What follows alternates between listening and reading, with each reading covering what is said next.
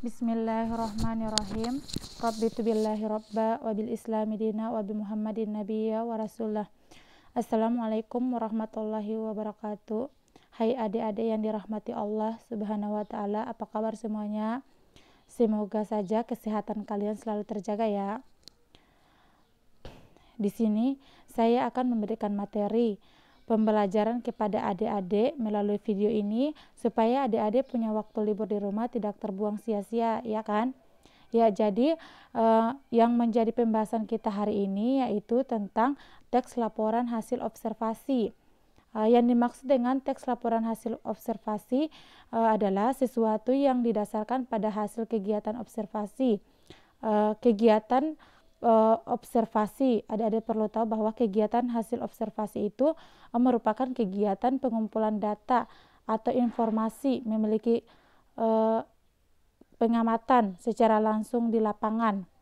Jadi di sini ada teks untuk saya kasih kalian bisa membedakan hasil observasinya yang mana dengan teks deskripsi. Maksudnya teks deskripsi itu teks yang berurutan, secara berurutan, struktur maksudnya. Jadi di sini ada rumput. Adik-adik perlu tahu bahwa rumput oleh sebagian orang dianggap sebagai tanaman pengganggu.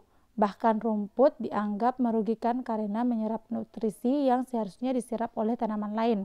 Jadi ada beberapa jenis rumput yang ada di lingkungan sekolah maupun di lingkungan rumah kalian. Di sini ada rumput teki, ya, rumput teki, ada rumput meniran dan juga rumput putri malu, ya kan? Sedangkan teks kedua yaitu tentang tongkonan. Tongkonan adalah rumah adat masyarakat Toraja. Tongkonan berasal dari kata tongkan yang artinya duduk bersama-sama. Suku Toraja yang memiliki rumah adat ini berasal di pegunungan. Maksudnya berada di pegunungan yang berbatasan dengan Kabupaten Nrekang, Sulawesi Selatan. Ya, ini contoh bentuk gambar tongkonan rumah adat Toraja.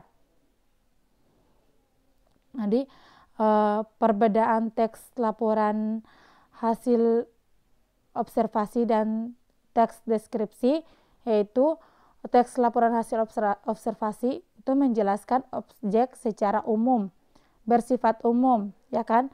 Kita tahu itu rumput itu dia bersifat umum, ada di mana-mana dia, di halaman sekolah, di halaman rumah kalian pun ada, ya kan? Dia memiliki keanekaragaman, ada pengelompokan jenis dari suatu objek. Terus menjelaskan bagian dan sub-sub bagian dari suatu objek berdasarkan hasil observasi kalian, hasil penelitian kalian. Terus yang kedua tentang teks deskripsi. Teks deskripsi ini menjelaskan objek secara khusus, bersifat khusus dan unik. Ya, rumah adat itu kan dia unik, gambarnya terlihat unik, menekankan pada perincian jenis suatu objek, menjelaskan ciri-ciri objek.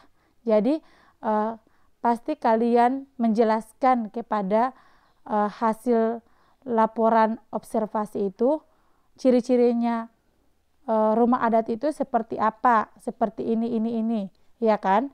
Jadi kalian menjelaskan ciri-ciri suatu objek yang berkarakteristik, sifat, ukuran, dan lain-lain. Jadi ukurannya panjang segini atau lebarnya segini berdasarkan hasil faktual Anda, ya kan? Jadi ciri-ciri teks laporan hasil observasi itu mengandung fakta, bersifat objektif, ditulis sempurna dan lengkap, disajikan secara menarik, berbobot, dan logis. Ya adik-adik, tujuan teks laporan hasil observasi kalian yaitu untuk menyampaikan suatu informasi, untuk memecahkan suatu permasalahan, untuk menemukan teknik atau cara terbaru, ya kan, untuk mengambil keputusan yang lebih efektif, ya, untuk melakukan pengawasan atau perbaikan, untuk mengetahui pengembangan suatu permasalahan.